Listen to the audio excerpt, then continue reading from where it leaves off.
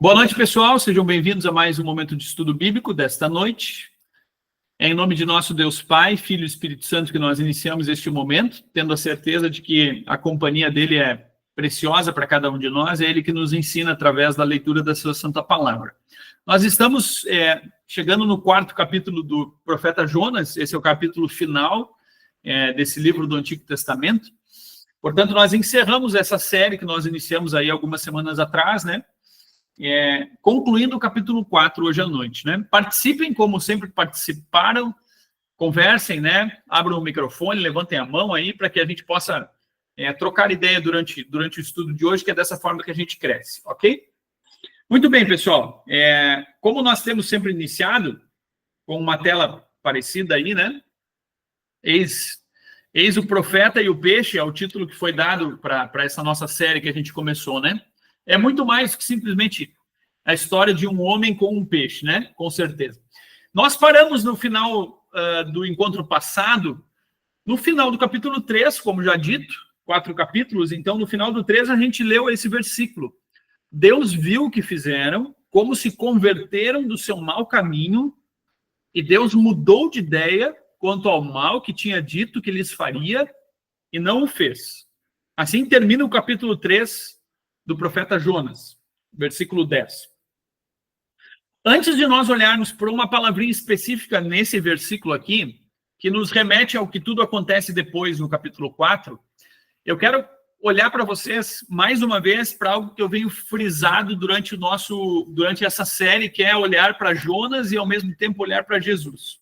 E assim termos a certeza ou confirmarmos aquilo que nós já sabemos de que toda a Escritura, tanto o Novo Testamento, contando a vida de Jesus, quanto o Antigo Testamento, também testemunha do Salvador Jesus por cada um de nós, as profecias e todas as coisas que o eterno Filho de Deus, que sempre existiu, já fez, né? Estava ativo e presente no Antigo Testamento, tanto quanto no Novo. Portanto, eu quero olhar para vocês para algo da história da arte, a gente pode pensar assim, tá? Em algum momento aí de algum estudo passado, eu já mostrei essa imagem aí. Nós vamos dar um pulinho lá para dentro da Capela Sistina, no Vaticano, né? Tá? Se alguém já foi aí, né, vai relembrar. Se alguém ainda não foi, a curiosidade para ir, eu acho que só aumenta. Mas essa é uma foto de dentro da Capela Sistina e a gente vai olhar mais uma vez para essa parte que fica atrás do altar aí, que está agora marcada de vermelho, para a parte onde aparece Jesus, e não só Jesus, mas aonde o pintor chamado Michelangelo, né, ele pintou algo referente a Jonas e Jesus, tá? Nas pesquisas para a história, cheguei nessa informação.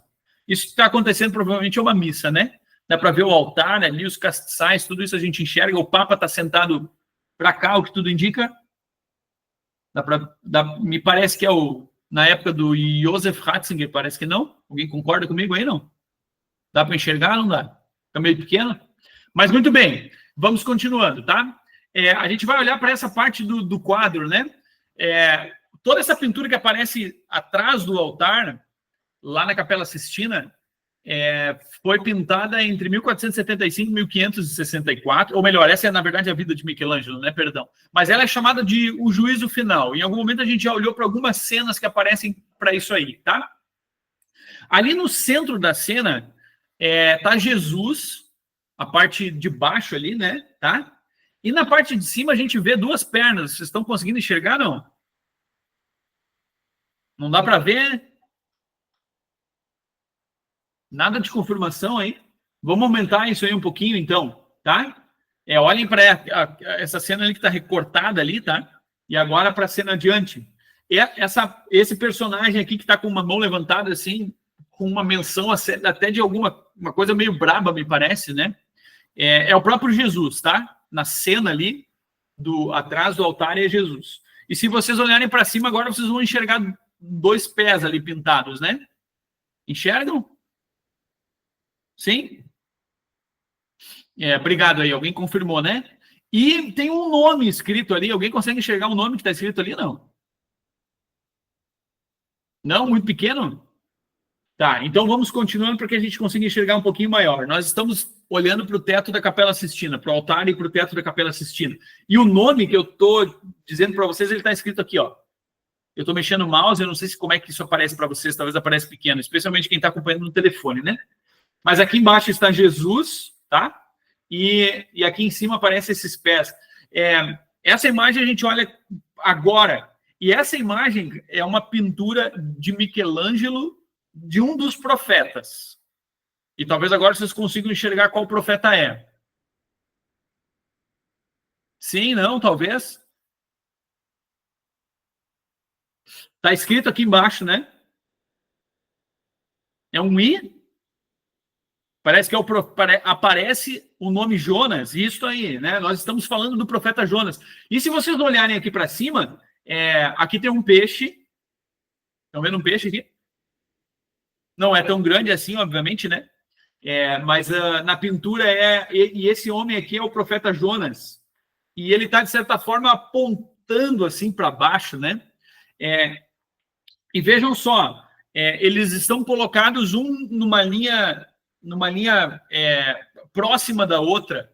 E o significado justamente é que ali está o profeta Jonas, ou melhor, o significado não. Esse ali é o profeta Jonas, está escrito Ionas, né? Mas é um J, a gente lê isso, Jonas, né? E ali embaixo está Jesus, tá, gente? E o porquê disso? Nessa sua pintura aí, nesse seu afresco do juízo chamado O Juízo Final, Michelangelo retratou Cristo abaixo de Jonas para qualificar o profeta como o seu precursor. As coisas que acontecem com Jonas testemunham de Cristo. E a gente falou de algumas delas aí nesses 4 encontros, 3 para 4 encontros que nós estamos tendo, né? Assim como o profeta ficou 3 dias lá na barriga do peixe, assim também Jesus vai ficar no seio, né? Ou no ventre da terra, a gente leu em algum momento, né? Para mostrar como a arte já mostra algumas coisas que são importantes para nós. Assim, Jonas é, de certa forma, um profeta que aponta para Cristo em muitos sentidos. No que aconteceu com ele no peixe e também no que acontece em relação a Nínive. E aí é um encaminhamento do estudo de hoje, né? A continuação. Só que o comportamento de Jonas, por mais que ele testemunhe de Cristo, num certo sentido ele é contrário a Cristo, porque Jonas, com o seu modo de pensar em relação a Nínive, ele não mostra compaixão, né? Pelo contrário, Jonas gostaria que algo diferente acontecesse com a grande cidade de Nínive, para quem já conhece o final da história, né? E Jesus, num certo sentido, ou melhor, Jesus ele tem as duas falas, a fala de lei e a fala de evangelho, né? Jonas queria a condenação da cidade. Jesus nos fala palavras duras porque ele quer a nossa salvação. Então, depois desse passeio aí pela arte, né, pela história da arte, vamos de novo voltar para o texto de Jonas 3, né? Deus viu o que fizeram, como se converteram, é a palavra que eu quero frisar, e olhar para ela um pouquinho. A palavra converteram lembra o quê, pessoal?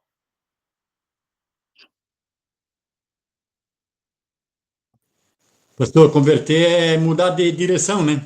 Converter é mudar de direção. A gente usa, né, seu ratinho, no trânsito, né, a conversão à esquerda, conversão à direita, né? E no caso aqui do arrependimento não é diferente, né? É mais ou menos para isso aí. Você até usou como sinônimo da palavra conversão a palavra arrependimento, tá? Vamos dar uma olhadinha para isso agora, né? Os ninivitas se converteram do seu mau caminho, se vestiram, mostraram isso com ação mesmo, né? Não simplesmente só com algum sentimento. Diz o início do texto, no início do texto, o versículo 5 do capítulo 3 diz que os ninivitas creram em Deus. A partir da fé que eles tiveram em Deus, eles então jejuaram, se vestiram de panos de saco, né? Desde o maior até o menor. É isso que aconteceu na cidade de Nínive, ela inteira, do rei ao mais pobre, nesse sentido. Inclusive, os animais entraram junto no jejum, né? Mas vamos lá, a palavra converter, no texto de Jonas, tem o sentido de arrepender, né? Arrepender-se. Alguém que é convertido é alguém que se arrepende, né? Que Deus faz a sua ação lá. Se nós olharmos para ela como a palavra que é escrita lá no hebraico, né, no texto bíblico original, nós vamos chegar naquela palavrinha ali que ela poderia ser traduzida como voltar. E o verbo hebraico para ela é shuv, né? S-H-U-V, ou melhor, B, né? Mas a gente lê como V. E tem o sentido de virar, a gente falou em conversão aí, né? Virar, ou até mesmo virar ao contrário. Alguém que está indo num sentido e agora ele vira 180 graus, né? Não 360, porque ele pararia no mesmo lugar, né? Mas 180 é estar indo numa direção e mudar completamente a direção. É um verbo que é muito comum, usado mais de 1000 vezes no Antigo Testamento, esse verbo shuv, né? E em mais de 100 casos, a palavra é apropriadamente traduzida como arrepender. Alguém que se arrepende, arrependimento. E aí a Bíblia de Estudo da Reforma diz assim, arrependimento é uma obra divina, é Deus agindo no coração do ser humano, que leva a pessoa, então, a renunciar ao pecado. O arrependimento é olhar para aquilo que se fez e dizer, olha, não quero mais isso, né? A renúncia disso. Clamando, então, por misericórdia e retornando ao caminho de Deus. É o comentário. Virar, dar meia volta. É não querer mais continuar caminhando naquele caminho. É fazer algo do qual a gente não gostaria ou não se quer mais fazer, não gostou de fazer, por mais que caiu na tentação de fazer aquilo, né? É isso que diz a palavra voltar, né? Ou a palavra arrependimento lá no hebraico. Os ninivitas compreenderam que eles mereciam o castigo de Deus. Está incluído dentro do arrependimento isso. Mas os cidadãos e o rei da Síria, os ninivitas, esperavam que Deus mudasse de ideia e que demonstrasse misericórdia e retirasse o julgamento, o anúncio do julgamento dado pelo profeta. Os marinheiros pagãos também haviam expressado essa mesma esperança. Eles também esperaram, não, vamos orar para o teu Deus, quem sabe ele volte atrás, né? Quem sabe ele tenha piedade de nós e nos salve. E Deus exerceu a sua misericórdia. E aí a continuação, ou a conclusão, até mesmo pensando naquilo que Jonas vive, né? Ou quer que aconteça, se não houvesse arrependimento, Deus os teria destruído. Mas, por seu arrependimento, eles foram reconciliados por e com Deus. E receberam o favor de sua cidade não ter sido destruída. Muitas vezes se coloca essa história de destruição aí como algo meio que não vai acontecer, assim, não, Deus é amor, né? Ele não pode destruir ninguém. Mas nós conhecemos uma história de destruição na Bíblia, né? De não uma cidade, mas de 2 cidades, né? Em que o juízo de Deus é executado, né? Vocês lembram do nome? Alguém arrisca? Sodoma e Gomorra. Sodoma e Gomorra, né? Onde Deus não exerceu a sua misericórdia, como aquele que tem justiça e é criador de todas as coisas e tem o direito de fazer isso contra o pecado, né? Descarregar a sua ira. No caso de Nínive, por causa do seu arrependimento, obra do próprio Deus no coração dos ninivitas, de todos os ninivitas, né? Eles receberam esse favor ou essa graça, sei lá como a gente pode chamar, de sua cidade não ter sido destruída. Eles voltaram atrás, né? Me parece que eram 5 cidades, Sodoma e Gomorra eram as mais famosas. Eu já li algum comentário sobre isso também, Viviane, né? Tá? Mas vamos continuando, gente. A palavra que nós estamos olhando aí é para essa palavrinha, então, né? Palavra arrependimento. E aí, a forma como essa imagem nos mostra é alguém que está curvado sobre si mesmo, né? E eu creio que se nós fôssemos expressar fisicamente um sentimento de arrependimento, ou arrependimento, não simplesmente só como um sentimento, né? Eu creio que nós expressaríamos talvez dessa forma, né? Quando você se arrepende de algo, como é que você se sente assim, né? É algo que é expansivo ou é algo que é mais retraído, assim, né? Nós falamos para as pessoas que estamos arrependidos ou é alguma coisa que a gente talvez demora para falar, né? Ou a gente tem dificuldade para expressar. Quando a gente pensa no arrependimento. E a imagem mostra justamente essa diferença de começar de um jeito e terminar de outro. né? Começar na escuridão e não terminar mais na escuridão, né? Começar de um jeito e terminar de outro jeito. Assim é o arrependimento. Deixa eu dar uma olhada no nosso chat. Fique à vontade, né? As pessoas tendem a negar a justiça de Deus e até dizer que o inferno não existe. Bem lembrado, bem colocado, né? Acham que Deus é um Senhor bonzinho que no final vai salvar todos. Justamente é essa lembrança que eu comentei lá, né? Sobre Nínive ter sido ameaçada de destruição. E não pelo fato de não ter sido destruída, que ela não poderia ter sido destruída, né? Mas o arrependimento é uma das partes necessárias para que não aconteça uma condenação, uma destruição da parte de Deus, né? Obrigado pelo comentário aí, Vivi. Falando sobre isso, sobre arrependimento, com base numa frase muito interessante aí que eu li do reformador Martinho Lutero, a pergunta para nós, assim, olhando para o que aconteceu lá em Nínive, obviamente que a gente não está fazendo um estudo bíblico simplesmente para olhar para a história, mas nós estamos, a partir do estudo bíblico, refletindo nisso para a nossa vida, né? A pergunta é, nós valorizamos os chamados da palavra de Deus ao arrependimento? Quando a palavra de Deus nos chama a nos arrepender, nós valorizamos isso ou talvez isso fique para depois, assim, né? Não, em um outro momento eu ainda quero me arrepender disso, mas agora não. Vamos pensar, nem sempre a palavra de Deus usa somente a palavra de Deus para nos chamar ao arrependimento, né? A gente pode encontrar isso num texto bíblico, obviamente, mas muitas vezes a palavra do nosso esposo, da nossa esposa, talvez a palavra dos nossos pais, talvez a palavra dos nossos filhos, seja um chamado divino, seja um chamado da palavra de Deus ao arrependimento. Alguém que faz algo e o cônjuge, né, o filho, né, seja lá alguém que está convivendo, diz, olha, isso não foi legal, eu não quero que tu faça isso de novo. Quando nós somos repreendidos dessa forma, a gente tende a gostar ou a gente tende a não gostar, hein, gente? Sendo bem sinceros.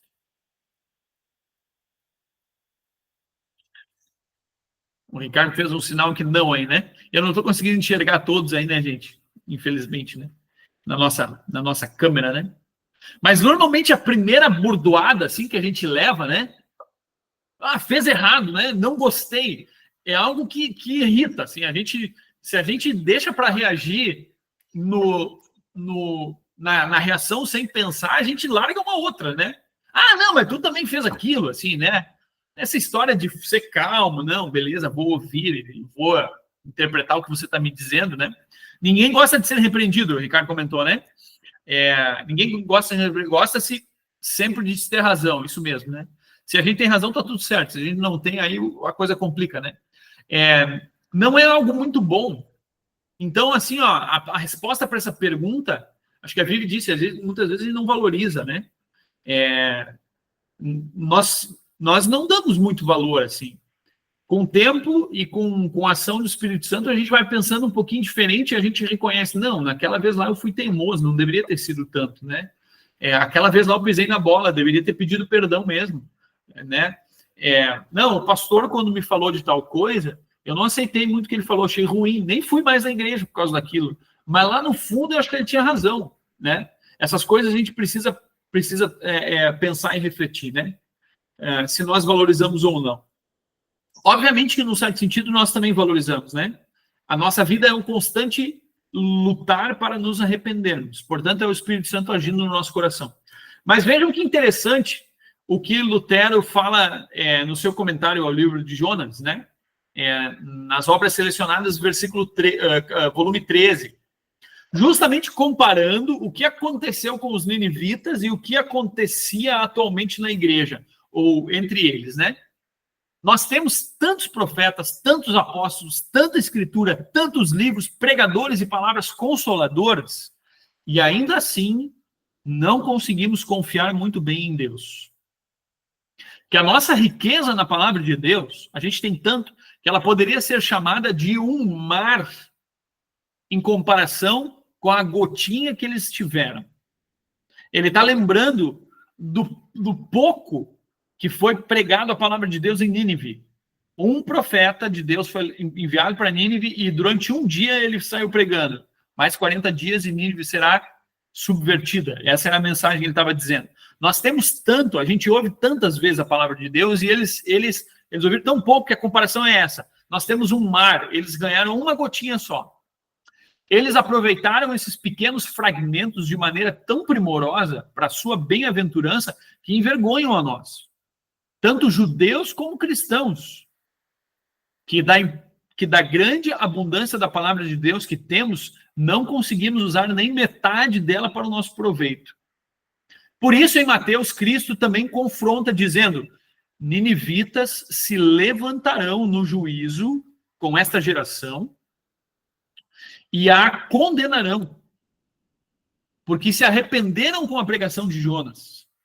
E eis que aqui está quem é maior do que Jonas. E aí ele está falando justamente para aquele episódio lá no Novo Testamento, quando Jesus estava pregando arrependimento para as pessoas, né? E elas não estavam ouvindo Jesus, estavam passando por isso, isso é interessante. E aí ele faz essa comparação, os ninivitas vão se levantar no dia do juízo e vão condenar essa geração que não se arrependeu. E isso com razão, porque não mostramos sequer metade da seriedade, tendo sido admoestados com tantos milhares de ameaças e promessas, em comparação com a rica fé que mostraram os ninivitas, que uma vez ouviram e se arrependeram. Assustados por uma só palavra de ameaça e desprovidos do consolo de uma só palavra de promessa. Mas é assim que são as coisas, Lutero conclui dizendo: onde há pouca palavra de Deus, existe grande fome dela e seriedade para com ela. Onde ela é abundante, aí se fica enfastiado dela e se a despreza. Onde tem muito, pouco se importa. Onde tem pouco, eu tenho fome disso, né? E nós precisamos pensar que talvez seja muito atual o que Lutero comenta, né? Muito atual o que Lutero comenta. Quantas oportunidades nós temos, né? E quantas oportunidades são desperdiçadas, desprezadas, né? Infelizmente, de certa forma, né? Claro que a gente vê as duas realidades, mas de algum jeito a gente precisa refletir sobre isso. Eu achei curioso quando Lutero escreve sobre isso, ao falar sobre o arrependimento dos ninivitas que ouviram uma vez a pregação de Jonas e confiaram naquilo lá. Lembram que no encontro passado, uma das perguntas foi: será que a palavra de Deus pode fazer tão grandes coisas a ponto de fazer uma cidade inteira de Nínive se arrepender dessa forma? E a nossa conclusão foi que sim, porque ela é poderosa, né? A pregação tem efeito. Continuando, o caminho do arrependimento envolve alguns passos. Reconhecer que se merece o castigo de Deus, primeiro deles. Saber que realmente somos pecadores, na verdade o nosso lugar deveria ser ali, sob o castigo, né? O segundo passo é ter a esperança de que nós podemos receber o contrário, de que crer, esperar que, na verdade, o castigo prometido por Deus para o pecador talvez não seja dado para nós, né? É a caminhada do arrependimento essa. Deus, então, usa de misericórdia para com o arrependido, e esse, então, recebe, né, o perdão de Deus, e se recebe, então, o perdão de Deus. Dá para pensar numa ordem mais ou menos assim, né? A Vivi comenta, que para nós é muito fácil. Se for lá naqueles países onde a pregação do cristianismo é proibido, as pessoas dão mais valor. Eu também lembrei desse exemplo enquanto comentava isso no comentário anterior, né? Vivi, eu acabei não comentando. Tem lugares onde é escasso, é perseguido, e as pessoas ainda assim querem ouvir, né? Procuram, né? E colocam a sua vida em risco, né? E outros lugares onde tem liberdade, se é desprezado. Isso acontece com outras coisas também, né? Não só em relação à palavra do nosso Deus. Mas o caminho para o arrependimento envolve mais ou menos esses passos. A gente pode chegar nessa compreensão. Reconhecer, crer que, na verdade, Deus pode nos dar o contrário, não nos condenar. Deus, então, olha para nós com misericórdia e nós recebemos dele o seu perdão. Queridos, quando nós pensamos em arrependimento, nós pensamos que a gente, até o movimento que eu comentei do nosso corpo antes, a gente pensa isso é alguma coisa que nos deixa tristes, não é? Alguém de vocês disse: nossa, que felicidade, estou arrependido do que eu fiz. Normalmente é o contrário, a gente sente tristeza, né? Para nós talvez seja até meio sinônimo. E num certo sentido é mesmo, né? Arrependimento é igual a tristeza. Eu achei muito, muito interessante que quando a Escritura fala de arrependimento, ela fala em alegria. E justamente naqueles textos nossos tão conhecidos da história da ovelha perdida, na história da dracma perdida, né, da moeda perdida, onde diz lá em Lucas 15, né, versículos 7 e 8, haverá mais alegria no céu por um pecador que se arrepende do que por 99 justos que não necessitam, ou acham que não necessitam de arrependimento. Haverá mais alegria no céu quando acontece um arrependimento lá. Tem festa no céu, tem uma tradição que diz, né? A festa no céu quando um pecador se arrepende. Existe júbilo, né? A tradução ARA diz, haverá júbilo no céu, haverá alegria no céu quando um pecador se arrepende.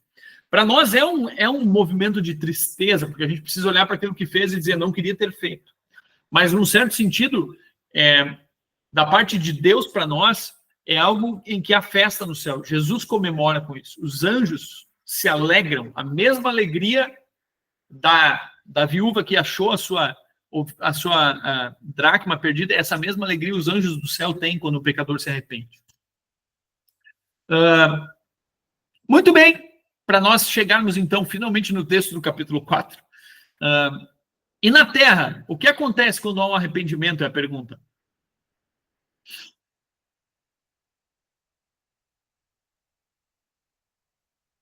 Vamos olhar para o que aconteceu com Jonas, quando Nínive se arrependeu?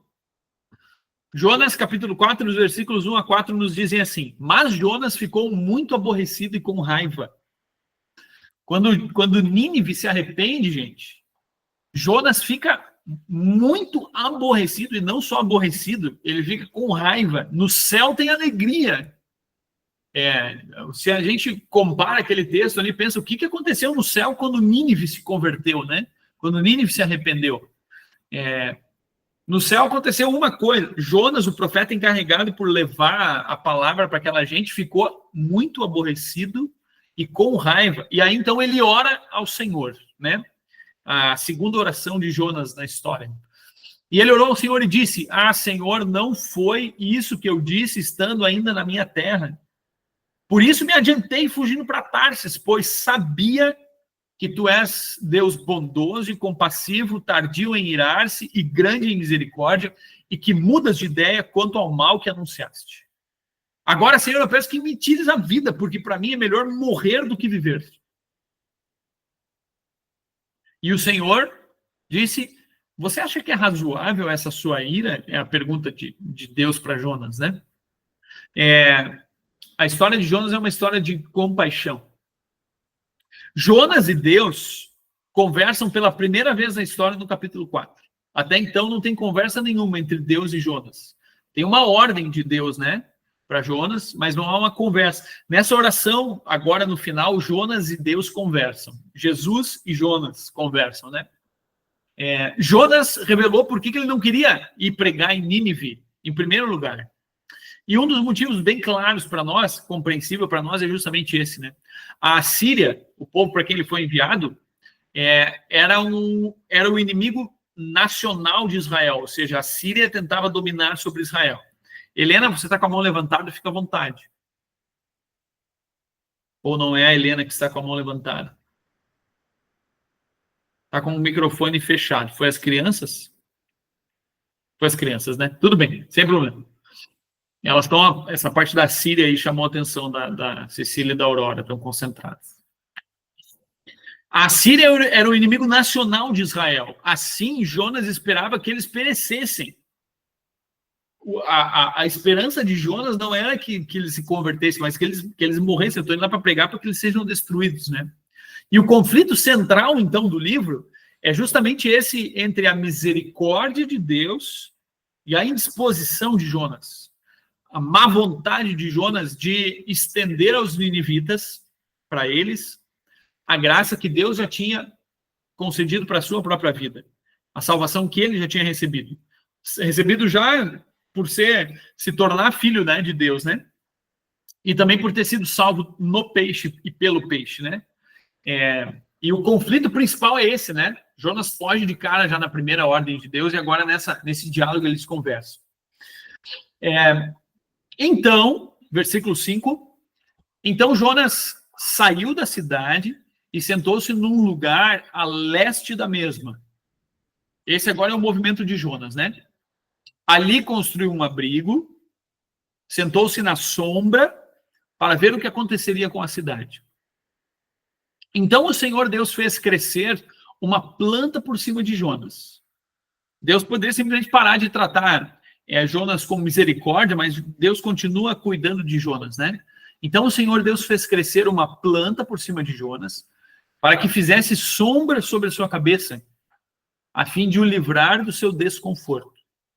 E Jonas ficou muito contente por causa da planta. Mas no dia seguinte, ao amanhecer, Deus enviou um verme e atacou a planta e ela secou. Quando o sol nasceu, Deus fez soprar um vento leste muito quente. O sol bateu na cabeça de Jonas de maneira que ele quase desmaiou. Um vento muito quente. Eu quero, antes de continuar ou pensar nessa história aí, né? Eu creio que a sombra que Deus colocou sobre Jonas é muito maior do que essa imagem está retratando aí, né? Mas dá para ver um profeta de cara amarrada, assim, né? Esperando, finalmente vai acontecer a destruição disso, né? Jonas, depois, mesmo que depois do diálogo com ele e Deus, ainda assim ele sobe lá com a esperança de que Deus vai destruir a cidade, né? Mas antes de olhar um pouquinho mais para isso,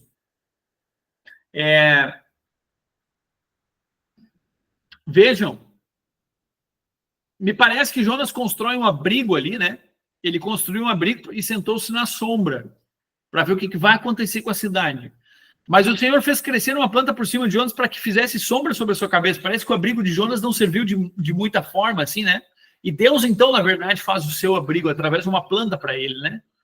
O que Jonas faz para se proteger não o protege, o que Deus faz para protegê-lo o protege, mais ou menos assim, para livrar do seu desconforto. Antes de nós continuarmos olhando para essa prova do amor e da misericórdia de Deus no livro, a pergunta é essa: quem é realmente o dono de tudo no livro de Jonas? E a resposta é muito clara, né? Quem realmente é o Senhor sobre todas as coisas no livro de Jonas? A gente diria, é Deus, ponto final. Mas vejam que interessante, tá? Desde o início do livro até o final, aparece uma ordem assim das coisas que vão acontecendo. Um peixe, uma planta, agora nesse capítulo, né, 4, um verme e um vento. E todas as vezes que aparecem essas partes da natureza aí no livro de Jonas, sempre aparece essa frase antes, ou alguma coisa parecida com essa frase, né? E o Senhor Deus fez um peixe engolir Jonas. E o Senhor Deus, então, fez uma planta crescer sobre Jonas. E o Senhor Deus, então, enviou um verme para comer a raiz da planta, né? E o Senhor Deus depois enviou um vento forte que bateu em Jonas, ele se sentiu pesado, né? Todas essas coisas nos fazem pensar no dono de quem no dono de todas as coisas do livro de Jonas. Ele é Senhor sobre a natureza e ele vai ordenando cada uma dessas coisas para que aconteça, né? Um peixe, uma planta, um verme e um vento, né? E tantas coisas mais que a gente poderia pensar, né? Tá? Mas agora, voltando, mas a história de Jonas não é somente sobre a criação, mas é sim uma história sobre compaixão. Foi isso que nós viemos refletindo desde o nosso primeiro encontro. É uma história sobre compaixão, a história de Jonas. Continuando o versículo, e aí então essa é a parte final do capítulo do 4, né? Assim se encerra o livro, né? Então pediu para morrer, depois que aquele vento forte bateu em Jonas, ele quase desmaiou, ele disse, então ele pediu para morrer, Jonas pede para morrer, dizendo, para mim é melhor morrer do que viver. Então Deus perguntou a Jonas, você acha que é razoável essa sua raiva por causa da planta? Jonas respondeu, é tão razoável que quero morrer. Jonas está afirmando isso. Jonas preferia ver o castigo e o não arrependimento de todas aquelas pessoas, e isso traria alegria para ele. E quando ele vê o arrependimento de todas aquelas pessoas, isso trouxe pesar para ele. É algo contraditório, né? A gente pensa, não, um profeta quer que as pessoas se arrependam. É tão razoável que eu quero até mesmo morrer, diz Deus para Jonas, diz Jonas para Deus. E o Senhor então disse: você tem compaixão da planta que não lhe custou nenhum trabalho. Você não a fez crescer, numa noite ela nasceu e na noite seguinte desapareceu. Você tem compaixão sobre essa plantinha aí.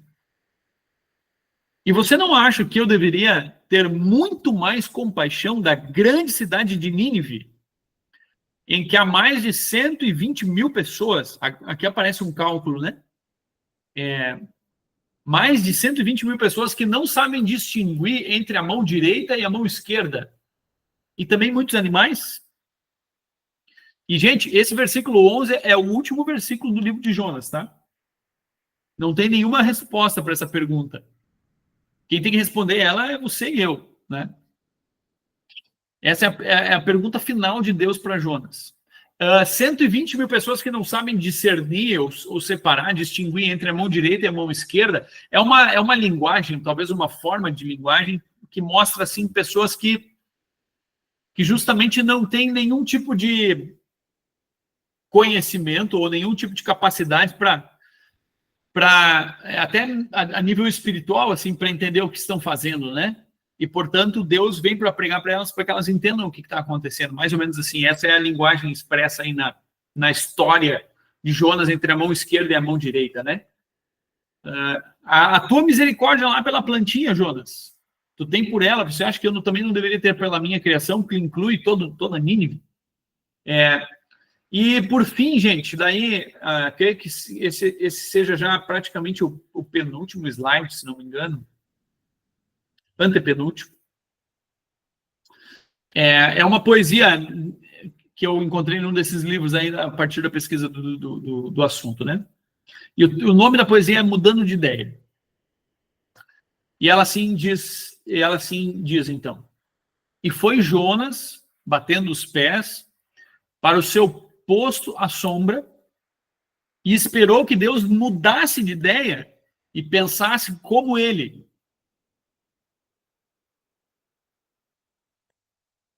E continua Deus, ainda esperando que uma hoste de Jonas mude de ideia e ame como ele.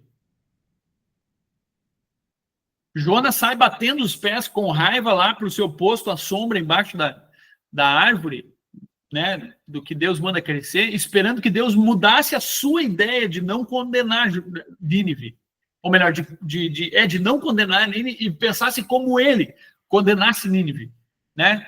Que Deus pensasse como o profeta, botasse tudo abaixo mesmo, né? Condenasse a cidade. E Deus continua ainda esperando que uma hoste de Jonas, uma hoste não é algo de Jonas, né? Mas é uma hoste, é uma parte de um exército, né? Somos eu e você, na verdade, né? São todos os profetas de Jesus, né? São todos os pregadores do evangelho, são todos os cristãos do mundo, na verdade. E Deus continua ainda esperando que muitos, como Jonas, mude de ideia e ame como ele, como Deus ama, e não queira a condenação das pessoas, como Jonas queria que acontecesse. Portanto, o versículo mais importante ou melhor, a poesia foi escrita por esse tal de T.J. Carlyle, sei lá como é que seria essa leitura aí, né, do inglês, né, você, Jonas, né? E o versículo mais importante, ou talvez o versículo que mais chama atenção no livro de Jonas, é o versículo 2 do capítulo 4. Tu és um Deus que tem compaixão e misericórdia, que é sempre paciente e bondoso e que está sempre disposto a mudar de ideia e não castigar. Até a última hora, o amor de Deus pelos pecadores é disposto a perdoar e não castigar, né? É isso que, na verdade, move a igreja no mundo, né? Não o fato de ficar apontando pecados, mas apontar o Salvador dos pecadores, né? E por fim, então, gente, o livro de Jonas é muito mais do que uma simples história de um homem e de uma baleia ou de um grande peixe. É sim a história do persistente amor e incomensurável, não há como medir, e incomensurável compaixão de Deus pelo mundo. É a história do amor de Deus pelo mundo, né? E assim chegamos ao final da apresentação dos slides. Deixa eu encerrar ela aqui. E aí também vai encerrar a apresentação. Beleza, gente? Chegamos assim ao final do nosso estudo, tá? De hoje.